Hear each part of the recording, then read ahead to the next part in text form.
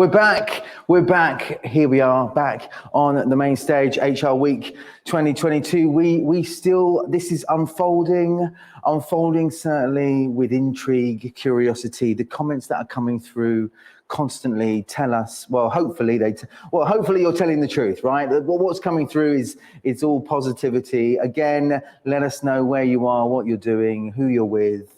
Whether you're all watching this gathered together after you've been watching the football, watching your team perhaps, watching your national team perhaps, the ones that have played today or the other days as well, or together at work perhaps, or just at home on your own with a cup of coffee or something stronger and just enjoying the content as it unfolds. We would love to know.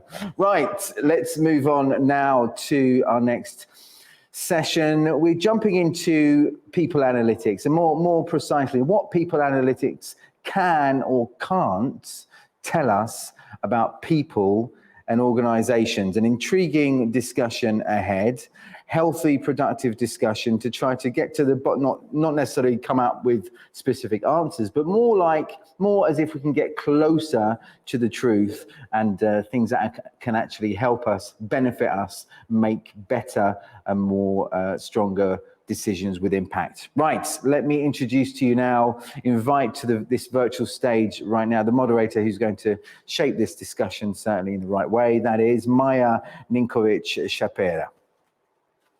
Maja. Hello, Maja.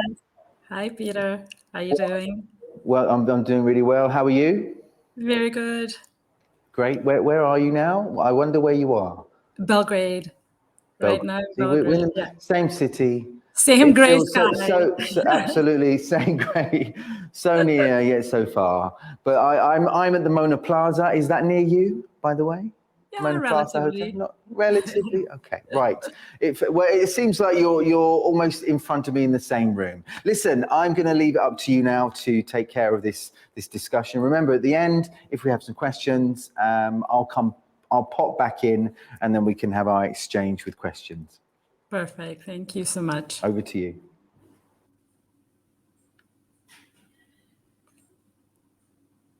Thank you. So I can't see the panelists yet.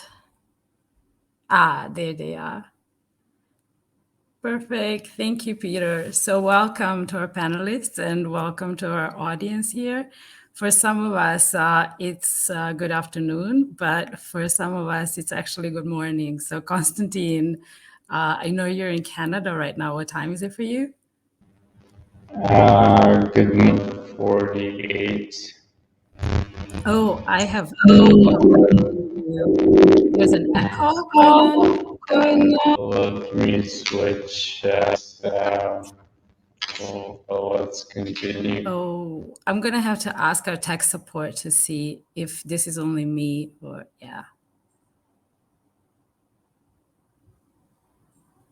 Let's try again.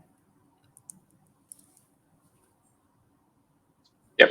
Are you able to hear me better? Oh, perfect. Yes. Okay, sounds good. Great fix. So we didn't hear what you said. What time was it for you? It's 7:49 now. Okay, I'm in Canada, in Toronto. Do you have a chance to have your coffee, tea this morning? Not yet, actually, but I will right after this. Okay, great. It's a good way to start your day, jumping straight from bed to a people analytics panel. All right. So we're going to be talking a little bit about the sort of successes and some issues maybe that we're facing within the people analytics field. And we have a great panel of experts who have been in the field for quite a long time. I'm actually going to let you guys introduce yourselves so that, you're going to do a much better job at this than I am. So if you guys can be brief, 1 or 2 minutes, and then we can jump into the questions. Does that make sense? Cool. All right. Emina, would you like to start first? Sure. Thank you, Maja, and hello, everyone. It's really great to be back on HR Week, and I was listening to some great discussion so far. So I hope ours is going to be as informative as those. So just briefly about myself, my name is Emina. I am currently the CEO of Orgnostic. For those of you who don't know, Orgnostic is a people analytics platform, which was basically built with a mission to democratize people analytics. So as you can imagine, this topic is near and dear to my heart. My previous background is almost a decade-long HR career, managing global HR teams and setting up people strategies. And I can say that besides people analytics being my personal interest, it's also been a challenge with my teams in terms of setting up the function from scratch and transforming the way that we do business and basically leading the organization to make more data-driven decisions. That was the reason why I joined Orgnostic, ultimately with this idea to make this transformation easier and cheaper for other HR teams. So I'll stop there and thank you, and congratulations on the huge successes that Orgnostic has enjoyed so far. Great product. Okay. Steve, can you go next, please? Yeah, sure. So hi, everybody. Thanks again for the opportunity to be represented on the panel. My name is Steve Bianchi. I'm currently the CEO of my own business, Organization Logic Limited, or Orglogic. And as the name implies, we use the principles of data science and design theory to optimize businesses such that they can become the actual kinds of companies that they need to be in order to achieve their missions. So it's really around kind of growth stage companies, usually venture backed, and it's a lot of fun, very, very exciting area to be. In terms of the people analytics space, so I've been in the domain before it was even really considered to be a discipline, I guess. Yeah, dating myself now. I founded the People Analytics and Organizational Insight function and capability at Unilever. And I co-founded, along with Dr. Steve Taylor, the Management Information and Talent Analytics team at Deutsche Bank. And then I established the People Analytics function at Zalando. So I've had a distinct privilege of being able to apply my learning in successive roles. And now I'm just grateful for the opportunity to share what I've learned with other practitioners, leaders, and organizations. So happy to be here. Thanks. Thank you. Great experience. A lot of things people can learn. Great. Konstantin? Hey, everyone, again. Thank you for having me. I'm dialing in from Toronto, Canada. As I said, my name is Konstantin Tskhay. I'm a VP of Organizational Effectiveness at Top Hat. We're an education technology scale-up, operating primarily in North America and aiming to make learning fun and effective for the students out there and increase the graduation rates all across. So in my current position, I oversee the data and people analytics as well as broader talent management within Top Hat. But I've been in the field for quite a few years, first as a theorist, working as a PhD in organizational behavior, publishing articles, doing research in leadership in particular, then moving into consulting at Deloitte and working with multiple clients across different sectors. And finally, as a practitioner now, building out the function and really thinking about people analytics and how we can apply it to make effective decisions. And one of the big things that's, my personal passion is educating others around people analytics and sharing my knowledge. So I'm super happy to be here. Cool. Welcome. Happy to have you. I love, by the way, your LinkedIn posts. They're really great sort of morning posts of how to demystify people analytics and lower the barrier. I love it because honestly, HR practitioners should follow you, and those little posts in the morning make my day. Okay, perfect. So thank you. You're welcome. Okay, so we can start with the first question. You guys have been in the field for a long time, and I know it's a little bit difficult to sort of evaluate the field and discipline as a whole, but I hope, and I'm really curious to hear you guys, how would you rate the sort of maturity of the people analytics as a discipline right now? How successful has it been really in helping businesses make evidence-based decisions about people and about managing people in organizations. So, Steve, you've been in this field for quite a long time. Would you like to maybe just take a stab at this? You've seen it grow from a baby to now, maybe a young adult. I think you're absolutely right in terms of where it is on the trajectory. By no means is it just starting, and by no means is it nearly fully fledged and mature. My view tends to center more around the contributions that people in organization analytics offer to the decision-making process, as opposed to kind of making the decision itself. I've got firsthand experience where the theory and the concept around what is the correct answer is not always the right answer for a company. And the reason for this is because there's still elements that are significantly harder to codify. So organizations' values, core beliefs, culture, for instance. And just because the numbers say one thing, it doesn't always match with the attitude and ambitions of a company. And what that kind of implies is that people analytics does and makes a significant contribution as a component in a decision support system, but it doesn't actually drive the answer itself. It still requires somebody who is connected with the business, understands the context, and how to present that information. And then there's a huge challenge as well, I see, in terms of maturity. I see a lot of organizations and younger companies with founders that are really, really data-driven, and they spin up an analytics team or a function, and they work on a specific project or a piece of work that's designed to support a decision around a specific endpoint or outcome. But where they struggle sometimes is how to upgrade that into a reusable production framework that's adopted by the business as a standard decision-making protocol. So we're not fully integrated into the fabric in most organizations just yet, but we're past that project one-off research phase. I'd be interested to hear, what other panelists have to say on that as well.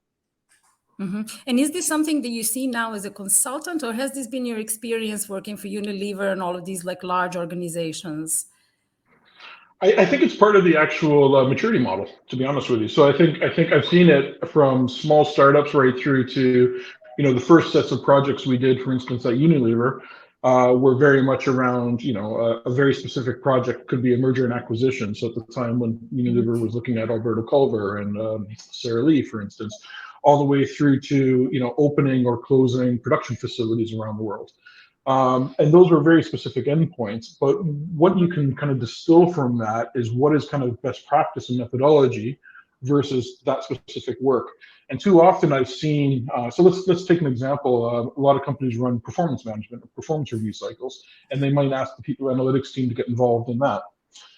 They'll run it 1 year because the magic calendar date says it's time to do it. And then the next time they go to do it, that date rolls around again. They have to flush everything they've done and do it again. They can't just simply refresh it because it's not in production. It was a project. And worst examples are when it's all in Excel or Google Sheets on somebody's machine who no longer works there. Right? And best examples, it's a fully integrated protocol. Got it. Emina, is this something that you guys can help with, sort of broadening the scope within the organizations of impact that people analytics can do? Yeah, absolutely. I really loved what Steve was mentioning. And in my mind, I think about it from the perspective when I was a CHRO, but also now working with different organizations that go from 200 people to 5,000 people, 10,000 people. And it's definitely a range of maturity there, but it all boils down from two perspectives as I can see it. The first one being the infrastructure and technology, whether when people start thinking about people analytics, they first get caught up into the aspect of, do we have the technology? Do we have the data? Okay, we have too much data. How do we process it now? What do we do with it?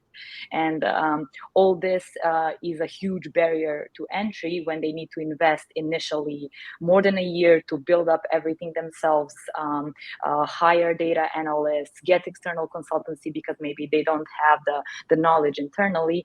And that kind of prolongs that moment where the management can actually see the value of it. And then when they finally, let's say, make it, maybe the momentum has passed and they no longer can answer the question where they initially started with. So I think it's really important to kind of look for solutions that can reduce that time so they can focus on what really matters, and that is understanding the data and using it as one part of the puzzle, like Steve was saying. And I think this is the second most important part. It's one thing to establish a function, get the technology in and everything, but if we don't have educated HR force, HRBPs who talk to stakeholders, who talk to the leadership, and who can actually use this data and put it in the context of what's happening from the business perspective and business goals, I think it stays on the level of the project. It's a one-time thing, and basically kind of HRBPs are afraid to use the data because they don't feel that confident about speaking in those terms, and they're being afraid that they actually might get challenged by their stakeholders on a specific number or something that they're presenting, and they will not be able to explain it. So yeah, I see it in these two aspects. Also, when dealing with customers, we overcome this technology problem for them, but then the education part comes in very heavily there to enable them to use this information ultimately. Perfect. Thank you so much. Yeah, this brings up so many interesting issues, yes, regarding implementation as well. Konstantin?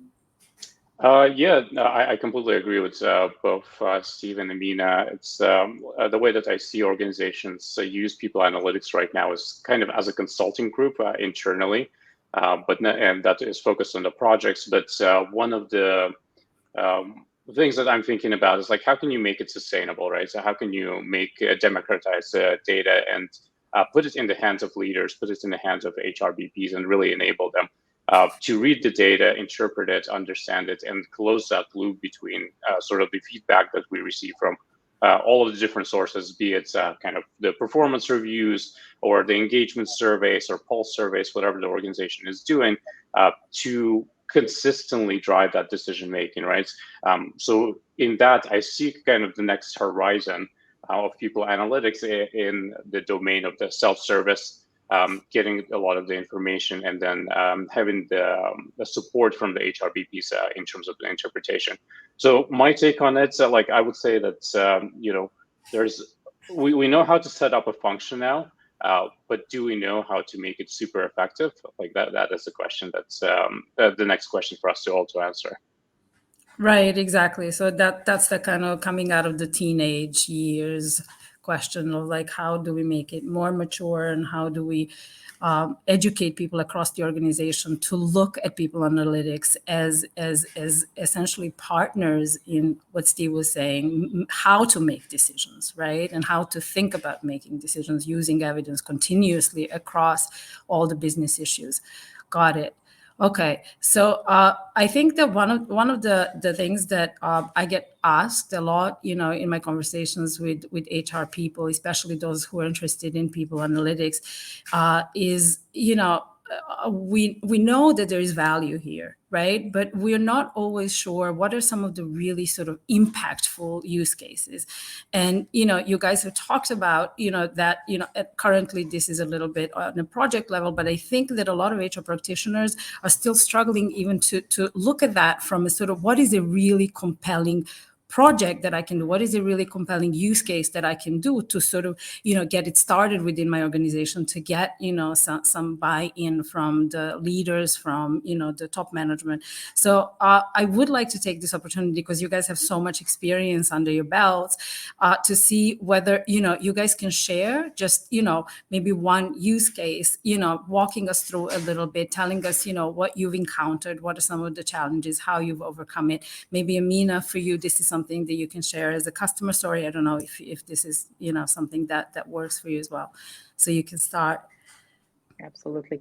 I think this is a very important question to address because I can see it and I remember from the days when I was leading teams, you have a really long to-do list. You have a lot of things on your plate. And sometimes you think about people analytics as something that you need to do extra, something that you need to sit down for a couple of hours and then do people analytics, but it's actually very much connected to the day-to-day operations. And I was thinking about this question, and I wanted to share an example of a recent use case we had with a customer, because I think it's very relatable to many organizations. It's a very high growth scale up that's growing very fast currently, and their idea is to, of course, hire and onboard as many people as possible. So they are constantly being asked by their management about the hiring plan, the offer acceptance rate, how many people they hired, how many people rejected the offers, etc. And they're really struggling in providing this data because they need to do everything manually. They're entering this data, downloading reports from the ATSs, etc. And they're losing a lot of time of recruiters that could be doing recruitment in the meantime to actually generate these reports. And ultimately, they connected with Orgnostic, and I asked them, okay, what's your employee net growth? So what is the actual growth of your organization when you compare your starters and your leavers? And we were looking at trends, and at certain points, we noticed that they have even negative values. So we took a look at data in turnover and realized that they have a huge turnover of new joiners, so people who joined in the first year of the company. And that was a moment of revelation to look at the recruitment process, to look at onboarding process and understand, okay, we are doing all of this effort, investing so much money, time from recruiters, the stakeholders who are interviewing these candidates, and then we lose those people. We spend a lot of time and money in their onboarding as well, and they don't actually get to that productivity level, to the return on investment that we were looking for them. So what data helped here is first identify the problem, and then we dig into specific metrics that we said, okay, let's take just 3 metrics for recruitment and onboarding that we want to track to validate whether the problem is happening on the recruitment side or on maybe in the onboarding or the way that expectations were set, etc. And specifically, we were very diligently looking at quality of hire, and this was the connection between the recruitment and onboarding, so that recruiters don't think, okay, I tick the box, I hired somebody, and it's off to some other HR team to manage it later on. So we try to make it simple and then track those metrics over time. But in the same time, they created an action plan of certain items that they need to improve in their processes. So they realized there are certain inefficiencies in terms of how much time candidates spend in certain stages of the recruitment process. They spend too much time, so they get another offer and they simply drop out of their process. So they changed certain aspects of the recruitment process, and they also automated specific parts of the onboarding process to make it more clear and easy for a larger number of people to actually onboard, so to scale their onboarding. And over time, we saw that this is heavily impacting the experience that the employees are having when they join the company, and ultimately it's matching more to the expectations that they had in the recruitment process. So we could literally see improvement in terms of the speed of the growth of the organization, but also the impact on the HR processes, and of course, ultimately to the employee experience, which was one of the main goals. So, Emina, you were tracking new hire turnover, right? You started from that as an initial issue, and then you started tracking, you said 2 more metrics that were most important. Yes. So in terms of recruitment, we were tracking offer acceptance rate, net growth of the organization, so a metric that compares starters and leavers, and we were looking at turnover of new joiners. specifically their bad hires, so like those who resigned in the first 6 months of joining the company. And then on the onboarding side, we were looking at quality of hire and post-onboarding assessment from the manager side, and from the employee side, the onboarding expectation management. So a metric that measures whether the expectations from the recruitment process were actually met in reality after the onboarding process of new hires. So it was 6 metrics that we tracked over time and saw an impact of these changes that resulted in the action plan that they had. That's good. Sounds like an amazing project. Great. Steve, do you want to share your use case? Sure. The example I'm going to share is probably a little bit more unusual and a little bit more creative in terms of how we used people analytics. And, you know, not that they were novel just from a practitioner point of view, but they actually successfully have led to the desired outcome more than once. So they're practical as well. Okay, not just fun for us. My teams and I typically become known for architecting social graphs and using social network analysis and organizational network analysis as part of our projects. And what we typically do is identify the types of people or organizations, data, tools, etc., as the key nodes that we need to engage with to drive a successful outcome. So I'll give you an example of where we use this. Opening a new business unit, we've used it several times in several companies. In one instance, it was a new video game studio. In another instance, it was a new tech hub, an engineering hub for a business. The key thing that these kind of profiles have in common is it's usually in a new geography or a new sector where we have little or no visibility as a business. So there's very little in terms of prior presence, commercial kind of brand, hardly any employer brand or reputation at all. Okay, so you're really starting from scratch there. So like in one instance, I'll give you an example on the video game side. What we did is we sponsored the communication channel. So they were using Slack at an industry-wide conference. And what we were able to do is see which attendees connected to whom immediately. And then we were looking at which people kind of had dialogue in terms of, so we didn't know what they were talking about. We had frequency analysis, so we knew which reinforced kind of who's conversing with whom.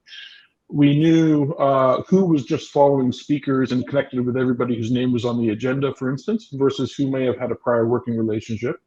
We looked at connections that they had through our CRM and through LinkedIn. So we knew who already knew people prior to the conference and who established new connections. We were able then to do various kind of statistics on that. And what we were able to do with that is identify 4 key players to start a new gaming studio. And within 60 days, we were able to spin up the studio to 45 reputable and like world-class full-time employees in a new location, where the average time that one of these employees spent working with another employee was just over 2 years. And the number of games that they shipped in their career with their colleagues of various kind of mixes was over 3. So basically, we were able to use social network analysis to effectively buy a fully operational or construct a fully operational working studio. The consequence of that, though, that I didn't factor in, the lesson learned, was that there could have been any name on that business. Because it was a brand new outfit, I had nobody with our own experience there, no culture from our existing company there. So very quickly, then I had to do sort of a secondment and rotation program to make sure that people knew the values of the company and why they were there, not just about the efficiency of production. That's really cool. One question though on this is, so how did you get access to the data from the Slack channel on the conference? So that particular instance, we sponsored the communication tool in exchange for being able to map it. But what we did is we didn't map it behind the scenes. There's an open source piece of work that we did. It's on GitHub, and we published it. And basically, the conference had screens, and people could actually see the networks, the graph, kind of connecting in real time. So it was completely transparent. Like I said, we had no access. Yeah, we had no access to content, merely connections and frequency. So it was actually really, really cool. And it became one of those things during the breaks where people stood around and were just looking at all the connections. Yeah. You know, or they'd be making connection to see if it popped up on the screen. Yeah. It was very cool. Yeah. I think that really is one of the frontiers in people analytics, and some people have been doing it already, but really using the network data, leveraging more the network data to come up with these really great insights. We have been doing the organizational network analysis within the organization, but I've actually, this is the first time I hear of an example like this. It's an awesome case. Yeah, wonderful. Konstantin.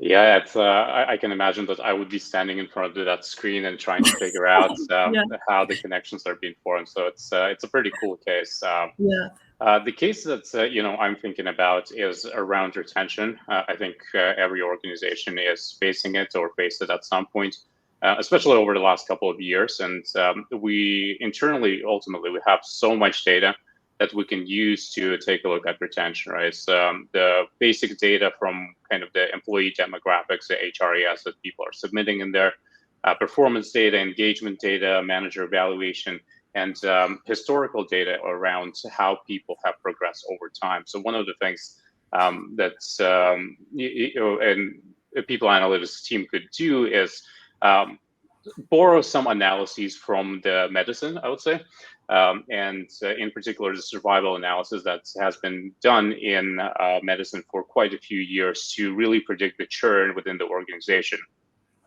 In the model, typically in the medical model, they would look at the likelihood of some sort of event happening as the time progresses, given different interventions. So say you're looking into heart disease and heart attacks, or strokes, and looking at how the intervention is affecting the progression of the disease. So you can do exactly the same thing, but your event now is going to be the turnover for the individual. So once you start modeling all of that, you can compute kind of the high-level odds ratios and figure out what are some of the levers that you can pull to turn around retention. But I think we can go even further, right? We can extract from the model to prediction probabilities for each individual and predict what is the likelihood that they're going to leave tomorrow. And this is where that connection between the HRBP and the leader becomes especially important, because they can sit down and sort of graph the entire talent on the team for this leader and say, it's like, hey, this person has a very high probability of leaving. They are your top performer. What are some of the things that we need to do so that we can retain it? So this is how you can close the feedback loop very quickly from the models that we run from the people analytics standpoint, and bring it directly to leadership to intervene pretty much immediately in someone's probability to leave. And I think that that's one of the cool cases where the enablement of HRBPs and HR teams is really important, because if they're able to speak well about this and really direct the action, like organizations can retain a lot of great talent out there. And so, how big the organization needs to be in order to run this prediction modeling? So a lot of it is going to depend on the amount of data and the historical data. I would say that medium-sized organizations probably are going to have more data and better data that's been around for maybe 18 months or more, just because you have to go back in time to pull the data. And naturally, the larger your organization is, the more precision you are going to get about your estimates. So that's another thing that's important to keep in mind. But I would say that if you're okay with uncertainty and kind of thinking in the directionally correct terms, which a lot of business leaders do think about, so like you can scale the size as long as you acknowledge it and name it explicitly as a limitation. Yeah, no, absolutely. I agree with that. And I think People Analytics has been really, really good at telling us what's happening and what might happen in the future. But sometimes I wonder, and this is maybe leading me to the last question. I think we have a little bit more time and leaving some time for questions as well. But sometimes I have a feeling that we're not always as good at understanding maybe why things are happening. And so I'd like to hear from you guys a little bit, like, regarding the limitations that you may have faced in your work. Maybe sometimes it's, lack of really good data, sometimes maybe insufficient data, sometimes, lots of kind of, problems and issues that you can run into. What are some of the main ones that you run into, and what are some of the ways in which we can transform them, I guess, from problems into opportunities to further either develop products or tools or ways of thinking about people analytics to address that? You guys can pick whoever wants to jump in. Steve, Yeah, go ahead, Steve. You're unmuted, yeah. Okay. So I stated earlier that some of the stuff that's hard to codify presents a challenge. And what I've found, so like when you're looking at things like belief systems, values, behavior, culture, and all that, sometimes you're not trying to figure out what the probability of a pathway or an outcome is. You're actually looking to optimize for how confident you are that something's relevant. And Konstantin, actually, I think we started exchanging on this the other day when we were chatting, just through LinkedIn. But this is where you can use things like Bayesian statistics, for instance. So what you're trying to do is not figure out the probability of somebody leaving. You're trying to figure out how confident you are that they will leave or that they might leave, right? And that actually, when you do that, it changes your mindset because then you're not trying to present something in a way that says because something is 85% probable, or because the NPS, the net present value, is positive, or the internal rate of return is above our threshold, it's a done deal. And that allows you to consider that context, and it allows you to ask, well, what is the motivation of this person? Do they have their own agenda, for instance? And if I just recent examples, we've experienced where efforts are being deployed to use data in this kind of unethical or potentially unhealthy kind of way. So if you just look at kind of recent political debates and the whole concept recently of like fake news, what is that, right? That's people using what is published and people might perceive as fact and actually putting kind of a motivation around that construct. So I would say some of the limitations are that the data alone doesn't define the right decision, and you got to bear that in mind. Absolutely. People, analytics teams that come up with some kind of charter tend to recognize that right up front. And I think increasingly, as more and more data becomes available, there's a greater responsibility to be ethical and to understand how people analytics supports decisions, influences decisions, and if you go too far, manipulates the outcome of those decisions. Absolutely. Yeah. There's that saying that, data can support pretty much any conclusion if you massage it long enough. Yeah. Yep. Good. Some great points. Yeah. I can jump in, and I would say that the confidence as the time goes on decreases. So I like to say that all models are wrong, but some of them are just better than others. If you think about modeling. But one of the things that I also think a lot is how many questions out there can we solve without analytics, right? It's like, do we need to actually pull analytics into every single question, or should we focus analytics on like a few questions that actually matter for the organization? Because the way that I think is there are a lot of different cases, and as I sit and reflect on it, it's like, okay, so this could be a focus group, or this could be an interview type of scenario, right? So where does the analytics come in, and where can we actually impact value? I think a lot of it comes to prioritization, and so people analytics teams have tons and tons of things on their plate, so prioritization is going to be quite important. Got it. Yeah, I see Peter's getting ready. Are we about to end our discussion? There's actually a couple of questions. Are you happy for the questions now? Yeah. Let's do that. Right. So from Marko, do you plan to explore demographics of the turnover and the length of stay in the organization? What would you say? I assume that was the question for Konstantin. I don't know who it's for, but whoever likes to take. I can jump in. So I think that demographics are important to explore. I think it's interesting information from diversity, inclusion, and belonging standpoint around what is going on for different demographics and why are the people of certain demographics are more or less likely to leave within the organization. And the way that I see it, it's probably not going to tell you a whole bunch around the whys for those people, but it will at least point in where the problems or exploration needs to go.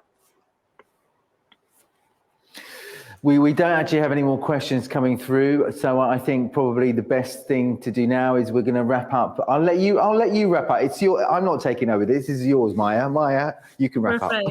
I think we are just about the end of our discussion. I just want to thank you, our panelists. And actually, I would like to encourage, if you guys don't mind, for people to contact you, right, on LinkedIn, if they have any further questions about the cases, because I think that these have been very interesting and, compelling use cases. And I would say a bit at a higher level of maturity, maybe than people, just overall have implemented in their organizations. So if anybody has any questions, please get in touch. Thank you to everybody. Great conference, and I hope to see you soon.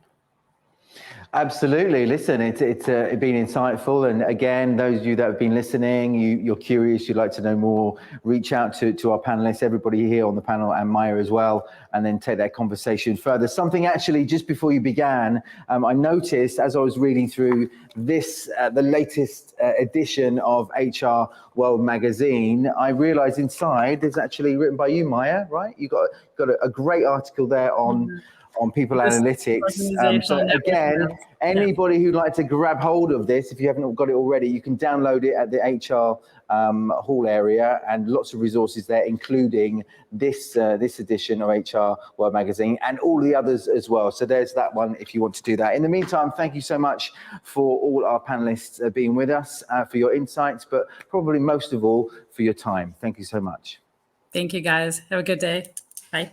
Thank you. Thank you.